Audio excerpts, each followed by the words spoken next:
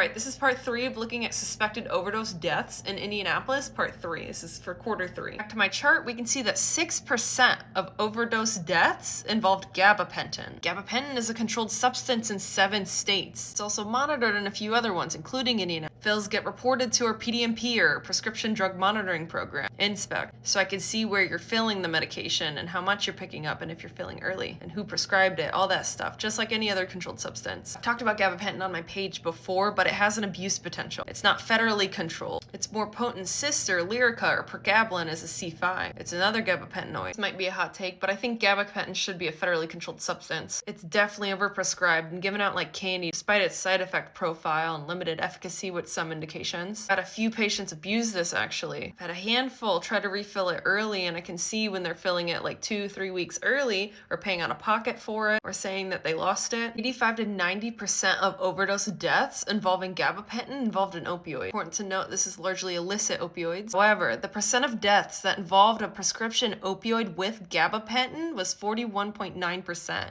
in 2019 and 33% in 2020. If a patient is taking an opioid and gabapentin together, it flags at the register in the pharmacy. The pharmacist has to override this drug interaction. We can see that 4% of the deaths involved synthetic cannabinoids. This was interesting, but 4% involved antihistamines like Benadryl and hydroxyzine. 3% involved antidepressants. I'm interested as to why norfentanyl is on the list. Norfentanyl is an inactive metabolite of fentanyl. We can also see that 3% involved carfentanil. This is fentanyl, this is carfentanil. I call this a super fentanyl. It's 100 times more potent than OG fentanyl. There are specific laws when it comes to ordering carfentanil since it's used in veterinary medicine, like for literal large mammals like hippos and rhinoceroses and elephants.